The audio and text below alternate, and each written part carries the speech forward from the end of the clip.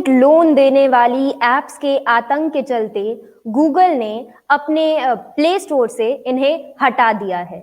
नमस्कार, मेरा नाम है शिवानी ठाकुर और आप देख रहे हैं खबर काम की।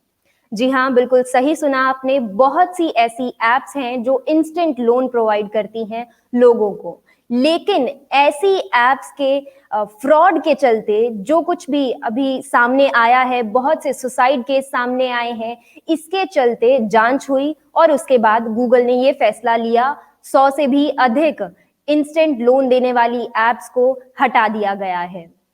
लेकिन इतनी देर बाद क्यों ये फैसला लिया गया? पहले ही ये सारी चीजें क्यों नहीं चेक कर ली जाती जब एक ऐप लॉन्च होती है? इसी विषय पे आज हम बात करेंगे। उससे पहले बात करते हैं कुछ ऐसे केसेस की जो सामने आए थे। हैदराबाद के 28 वर्षीय पी सुनील सॉफ्टवेयर इंजीनियर थे, लोन लिया था एक ऐसी ही इंस्टेंट लोन देने वाली ऐप से। शोषण के चलते उन्होंने खुदकुशी कर ली। ऐसे बहुत से केसेस सामने आए हैं और अब जाके इस पे जांच हुई है और गूगल ने इतना बड़ा फैसला लिया है। आज इसी विषय पे बात करेंगे। इस विषय पे बात करने के लिए हमारे साथ मौजूद हैं अनुज कक्कड़, फाउंडर ऑफ मनीटैप। जानते हैं उनसे कि उनका इस विषय में क्या मत है। अनुज, बहुत स्वागत है आपका हमारे शो में। Thank you. अनुज, मेरा पहला सवाल यही है आपसे कि इतनी देर क्यों लगी? जब ऐसे सुसाइड केस सामने आए तब जाके जांच शुरू हुई। पहले ही प्ले स्टोर या ऐप स्टोर क्यों नहीं चेक करते ऐसी एप्स को? इसके बारे में क्या कहेंगे? पहली बात तो आपने ठीक कहा कि जो हुआ वो बिल्कुल भी अच्छा नहीं हुआ, और इसको फ्रॉड ही कहेंगे, और कोई रीज़न नहीं है। क्योंकि देखिए, हर एक इंडस्ट्री में कोई ऐसे लोग होते हैं जो ठीक ठाक नहीं होते, जो फ्रॉड करते हैं। हर एक इंडस्ट्री में ले लीजिए आप, टेलीकॉम में ले लीजिए, हेल्थ केयर में ले लीजिए, कहीं भी ले लीजिए आप, ई कॉमर्स में लीजिए, सब जगह फ्रॉड होता है। यूपीआई के चलते बनते, अगर आपको पता होगा, पिछले 1 साल से बहुत सारा फ्रॉड हुआ था। लोग कलेक्ट रिक्वेस्ट भेजे थे और आपको कॉल करके बोलते अपना ओटीपी दीजिए, उसके तरफ फ्रॉड होता है। सो फ्रॉड हर इंडस्ट्री में होता है, और ये जो हो रहा है वो ऐसी एप्स हैं जो फ्रॉड एप्स हैं, जो एप्स जो अनरेगुलराइज्ड है, जो ऑथराइज नहीं है का ऐसे करने के लिए। अब हर चीज को रेगुलेट करना थोड़ा मुश्किल हो जाता है, इसलिए कस्टमर को एजुकेट करना बहुत इंपॉर्टेंट है कि आपको कैसे पता चलेगा कि ये ऐप अच्छी है या ये ऐप खराब है। बट मैं आपका सवाल में भी डायरेक्टली आंसर करता हूँ कि क्यों इतना टाइम लगा। ऐसा नहीं है कि इसको रेगुलेट करने के लिए बहुत टाइम लगा। गूगल प्ले स्टोर ने आई थिंक 1 साल या 1.5 साल पहले, I am not sure exactly, पर 1 साल पहले, 1.5 साल पहले उन लोगों ने बहुत सारी एप्स को निकाला था, और उन्होंने बोला था कि अगर कोई भी ऐप 90 दिन से कम लोन देगी तो उसको हम अलाउ नहीं करेंगे। नाउ ये वाला क्यों बोला था उन्होंने? इसका रीजन क्या है इसके पीछे कि 90 दिन क्यों? इससे क्या होता है, ऐसे जो बहुत शॉर्ट टेन्योर लोन्स होते हैं, जो 5 दिन, 7 दिन, 15 दिन, 20 दिन चलते हैं, इनको हम पेडे लोन्स कहते हैं। अगर आप ये देखिए कि पेडे लोन जो होता है, पेडे का मतलब होता है कि आप अपने सैलरी टू सैलरी चलते हैं और जैसे ही आपको पैसा आता है आप वापस कर देते हैं। तो अगर आप देखेंगे कोई भी आप लोन देते हैं, किसी भी आप कर्ज देते हैं, आप 2 चीजें चेक करते हैं। पहली चीज चेक करते हो कि उसकी एबिलिटी है पे करने की नहीं, मतलब उसके पास इनकम है कि वो पे वापस कर सकता है कि नहीं। दूसरा चेक करते हो कि उसका इंटेंट है कि नहीं पे करने की। इंटेंट मतलब अगर आपके पास पैसा है, क्या मैं वापस करना चाहता हूं कि नहीं। ये दोनों चीजें इंपॉर्टेंट होती है चेक करने के लिए। जब आप किसी को पेडे लोन देते हैं, विच इज जो 7 दिन के लिए हो या 15 दिन के लिए हो या 20 दिन के लिए हो, 30 दिन के लिए हो, आप उसको अगर 7 दिन के लिए लोन दे रहे हो, आपने अगर 10 तारीख को महीने में दिया, 17 तारीख को आप वापस पैसा मांगे, उसके पास एक्स्ट्रा इनकम कहां से आई पे करने के लिए? तो वो बेचारा तो डिफॉल्ट करेगा ही करेगा, और इसीलिए लोग डेट ट्रैप में फंस जाते हैं। तो पेडे लेंडिंग जो बहुत शॉर्ट टेन्योर होती है, वो ये सब का कारण बन जाती है। जब आप छोटा अमाउंट 5,000 रुपए ले लिए, 10,000 रुपए ले लीजिए या 3,000 रुपए ले लीजिए, बट अगर आप उसको बोलेंगे 7 दिन के लिए करोगे, कस्टमर को लगता है यार मेरे को 5,000 रुपए चाहिए, मैं 5,500 रुपए वापस कर दूंगा, एक्स्ट्रा 500 रुपए तो मांगा, क्या फर्क पड़ा, मेरे लिए तो बहुत कम है। लेकिन अगर आप उसको जब कैलकुलेट करोगे तो अगर वो 500 रुपये अगर आप 7 दिन के लिए अगर कैलकुलेट करो तो 350% सालाना निकलता है। इंडिया में अगर आप एवरेज रेट ऑफ इंटरेस्ट पकड़िए तो 15%, 20%, 25%, क्रेडिट कार्ड भी 40% का होता है, उससे ज्यादा नहीं होता। तो अगर आप 3.5% किसी कस्टमर से चार्ज कर रहे हो तो वो बंदा डिफॉल्ट करने ही वाला है, क्योंकि उसके पास आप 7 दिन के लिए पैसा दे रहे हो, पैसा एक्स्ट्रा कहां से आया वापस करने के लिए। तो इसके लिए गूगल ने पिछले 1-1.5 साल पहले ये किया, बोला था कि आप जो भी अगर आपका ऐप है, अगर आप 90 दिन से कम है तो आपको प्ले स्टोर पे जगह नहीं मिलेगी। बहुत सारी एप्स निकली थी, बट अब जैसे ये फ्रॉड कंपनी है तो वो भी एक स्टेप आगे है। तो उन्होंने बोल दिया हाँ ठीक है, हम लोग 90 दिन की ऐप है, लेकिन जैसे आप ऐप डाउनलोड करिएगा और ऐप के अंदर देखेंगे तो बोलेंगे नहीं नहीं नहीं, आपको 90 दिन नहीं, आपको 7 दिन मिले। तो ऐसे उन लोगों ने वो गूगल का इश्यू को सर्कमेंट किया। हमारी कंपनी जो मनी टैप है, हम गूगल के साथ बहुत क्लोजली काम करते हैं। 6 महीने पहले उन लोगों ने बहुत सारे हम लोग को डायरेक्शन आते हैं कि आप ये नहीं बता सकती, अपना टेन्योर बताइए, अपना रेट ऑफ इंटरेस्ट बताइए, किस बैंक के साथ काम करिए बताइए, सब लिखिए प्ले स्टोर पे। तो वो अपना क्लीनिंग अप जो एक्टिविटी वो चलती रहती है, चलती रहती है, चलती रहती है, ऐसा नहीं है। बट क्योंकि लोग फ्रॉड करते हैं और क्योंकि लोग, ये अभी कोविड का टाइम चल रहा है, लोगों में भी सैलरी वैलरी कम होगी, तो ये जो फ्रॉडस्टर उन्होंने बोला कि ये मौका है, हम लोग को और लोग को लोन दे सकते हैं। और क्योंकि आप इतना हाई इंटरेस्ट रेट चार्ज करते हो, प्रॉफिटेबल तो है ही। बट अगर आप देखिए कोई भी रजिस्टर्ड बैंक या एनबीएफसी, एसबीआई, आईसीआईसीआई, आरबीएल, कोई भी ले लीजिए, या बजाज या टाटा कैपिटल, कोई भी ले लीजिए, कोई भी ऐसे पेडे लेंडिंग नहीं करता। कोई भी 30 दिन या 15 दिन के लिए कोई लोन नहीं देता, बिकॉज वो कस्टमर को जो अगर आप 15-15 दिन का लोन देंगे तो वो डिफॉल्ट करना ही करना है उसको। तो ऐसा नहीं है कि ये बहुत लेट हुआ है। आरबीआई ने भी फॉर एग्जांपल पिछले साल उन लोगों ने एक पूरा हमारा ये जो सिबिल है या एक्सपीरियंस, जो क्रेडिट ब्यूरोज है, उनके साथ कैसे काम करना चाहिए उसके लिए रेगुलेशन आया था। वो बोलता है कि आपके वेबसाइट पे जिन जिन के साथ आप काम करते हैं, बैंक्स और एनबीएफसी के साथ, उनका आप लोगोस डालिए। आरबीआई बोलता है कि जो पीएम है, जो प्रधानमंत्री मनी लॉन्ड्रिंग एक्ट के द्वारा जो केवाईसी होनी चाहिए वो बहुत स्ट्रिक्ट होती है। हर एक जो बंदा लोन लेता है उसके साथ एक लोन एग्रीमेंट साइन होता है, जिसके साथ वो लोन एग्रीमेंट में बताया जाता है कि आपका कितना रेट ऑफ इंटरेस्ट है, कितना टेन्योर है। अब अगर कोई कस्टमर ये जेन्युइन ऐप के साथ या जेन्युइन कंपनी के साथ ये KYC, loan agreement form, repayment के लिए मैकेनिज्म, कोई सिबिल का अगर चेक नहीं करता, तो वो जो ऐप होती है वो फ्रॉडुलेंट होती है, अनरेगुलेटेड होती है, अनऑर्गेनाइज्ड होती है। और वो लोग जाके आपको फिर कॉल करेंगे और आपको कलेक्शंस कॉल करेंगे, जो थोड़ा अग्रेसिव हो जाता है, और अनफॉर्चुनेटली किसी को ऐसे कोई ड्रास्टिक स्टेप उठाना पड़ जाता है। तो ये यानी कि जो ऑथराइज करना जो है किसी भी ऐप को, वो काम काफी मुश्किल होता है और वो निरंतर चल रहा है, अभी नहीं, पहले से शुरू हो गया था। करेक्ट। यहाँ कंज्यूमर को, लोन लेने वाले व्यक्ति को एजुकेट होने की ज्यादा जरूरत है। काफी करेक्ट। अच्छे से आपने हमें समझाया।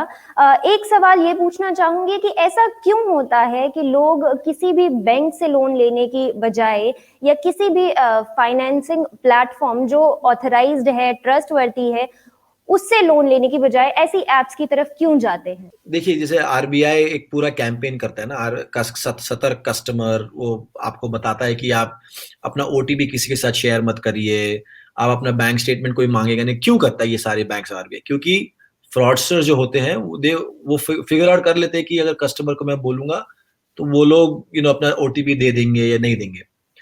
ये जो आप कंपनीज की जब बात कर रहे हैं, जो फ्रॉडस्टर कंपनीज हैं या जो अनऑर्गेनाइज कंपनीज हैं, वो लोग जाते हैं ऐसे सेगमेंट के पास जो थोड़े से वनरेबल होते हैं।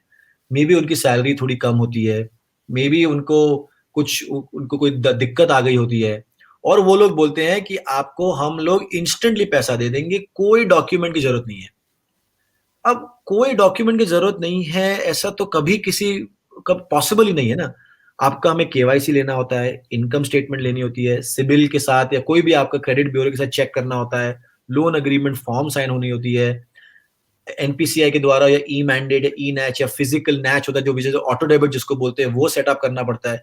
ये सारा काम करने के लिए आपको 2-3 दिन मिनिमम तो जाता ही जाता है एट द वेरी लीस्ट। कोई अच्छा कस्टमर हो जिसका सिबिल स्कोर अच्छा हो या वटएवर, उसको शायद जल्दी मिल जाता होगा, बट जनरली 3-4 दिन तो लगते ही हैं। बट ये ऐप या ये लोन का वेबसाइट या ऐसे आके बोलती है कि आपको पैसा आज रात तक ही मिल जाएगा, आप अपने पास मोबाइल नंबर दे दीजिए। तो अगर वो कस्टमर बोलता है मुझे पैसों की सख्त जरूरत है और मुझे क्या है कि छोटा 5-10 हज़ार रुपए चाहिए, उसके लिए मैं 1,000 रुपए एक्स्ट्रा देने को तैयार हूँ, क्योंकि मुझे 7 दिन या 15 दिन में मुझे ऐसे पैसा चाहिए। तो वो लोग बोलते हैं ठीक है मैं ले लेता हूँ। उनको ये रियलाइज नहीं होता कि अगर आप ऐसे कंपनी से पैसा लेंगे तो वो लोग आपको कॉल करेंगे ही करेंगे कलेक्शन के लिए, क्योंकि उन लोगों ने आपका कोई डॉक्यूमेंट तो लिया ही नहीं है। उनको क्या पता आपकी इनकम कितनी है, कैसे कितना लोन देना चाहिए। उनको कैसे पता कि आप ईएमआई भर सकते हैं कि नहीं भर सकते। अगर सिबिल चेक नहीं किया, कैसे मालूम पड़ेगा कि आपका स्कोर अच्छा है कि नहीं है।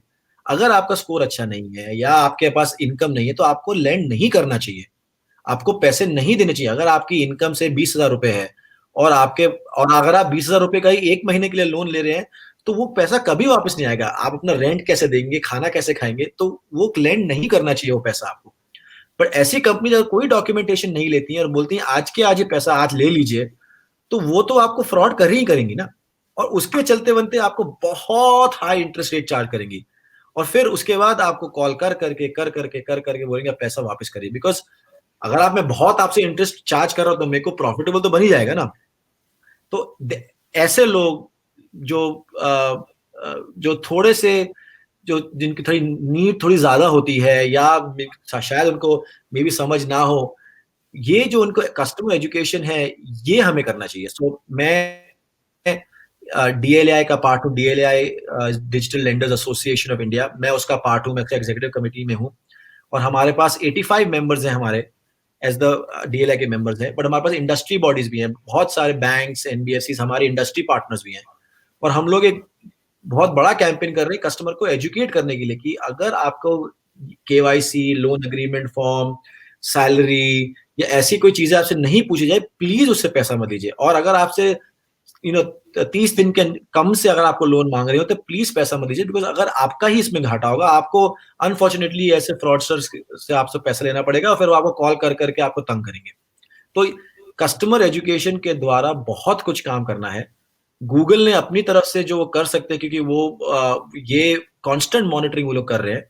आरबीआई ने भी एक कमेटी, सब कमेटी बनाई है जो ये आई थिंक ये सारी सबकी दलीलें सुनेंगे और hopefully they will come up, वो कोई कुछ सजेशन देंगे कि how we can work together. Regulation तो है ही, जो हमारे साथ जो मैं मनी टैप इसके साथ काम करती है, हम रजिस्टर्ड आरबीएल बैंक हो गया हमारा जो पार्टनर है, लॉन्च पार्टनर था, तो हम बैंक्स और रजिस्टर्ड एनबीएफसी के साथ ही काम करते हैं। तो हम तो रेगुलेटेड डायरेक्टली वरना इनडायरेक्टली तो है ही। तो अगर सोर्स ऑफ कैपिटल रेगुलेटेड हो जाता है, कहां से पैसा आ रहा है वो रेगुलेटेड है, तो सब पूरे चेन में आप रेगुलेटेड हो जाते हो।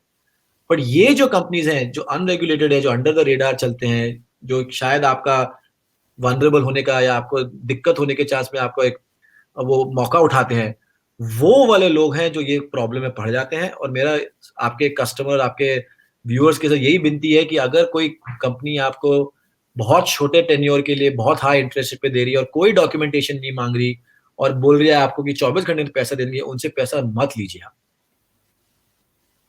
अनुज, अगर मुझे डिफरेंशिएट करना हो कि एक अच्छी ऐप, एक आइडल ऐप जहां से मैं पैसे ले सकती हूँ, वो कैसी होती है और एक फ्रॉड ऐप कैसी होती है, तो जैसे कि आपने अभी बताया कि बहुत कम टेन्योर के लिए लोन दे रहे हो, हाई इंटरेस्ट हो, ये सारी चीजें, तो कुछ पॉइंटर्स आप शेयर करना चाहेंगे जो हमारे दिमाग में लंबे वक्त तक रहें? हाँ, ये आपने ठीक सवाल पूछा, क्योंकि सब लोग खराब नहीं होते।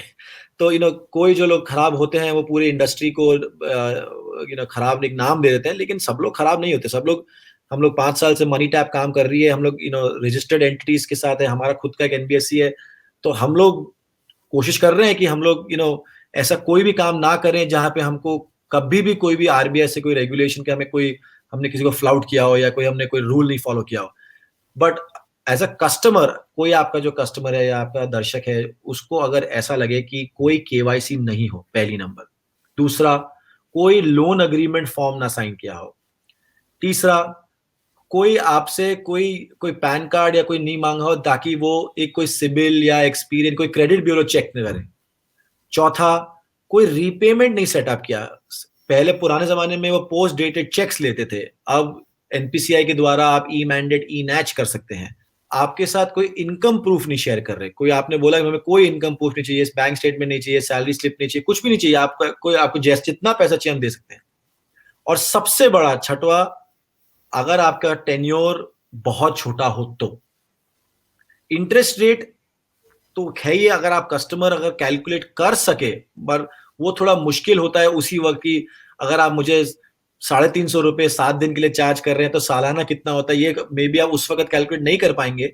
बट अगर आपके पास बहुत शॉर्ट टेन्योर है तो वो वेरी हाई इंटरेस्ट रेट ही होता है, बिकॉज बिजनेस मॉडल वैसे ही चलेगा। अगर शॉर्ट टेन्योर है तो बहुत हाई इंटरेस्ट रेट होता है।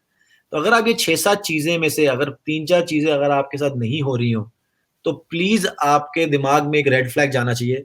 आप जांच करिए, आप पता करिए कि ये ऐप सच है कि नहीं है, फ्रॉड है कि नहीं है, इसके पीछे जो बैंक एनबीएफसी है वो रजिस्टर्ड है कि नहीं है, और उसके बाद ही आप इसके साथ ऐसा काम करें, वरना आप ना करें तो बेटर रहेगा। अनुज, आपने बहुत ही अच्छे से हमें समझाया है कि किस तरीके से हम ऐसे इलीगल और फ्रॉड ऐप से बच सकते हैं। आज के एपिसोड में हमारे साथ जुड़ने के लिए और इतनी वैल्यूएबल इंफॉर्मेशन हमारे साथ शेयर करने के लिए बहुत धन्यवाद। शुक्रिया। तो ये थे अनुज कक्कड़ हमारे साथ, फाउंडर ऑफ मनी टैप। इन्होंने हमें बताया कि किस तरीके से हम बच सकते हैं किसी भी ऐसे फ्रॉड से। तो सावधान रहिए, सतर्क रहिए, जितना खुद को एजुकेट कर सकते हैं करिए, जितनी टर्म्स एंड पॉलिसीज आप पढ़ सकते हैं, ऐसा कोई भी लोन लेने से पहले जरूर पढ़िए। आने वाले एपिसोड में बात करेंगे ऐसे ही किसी काम की खबर की। तब तक के लिए मुझे दीजिए इजाजत और देखते रहिए फाउंडर इंडिया।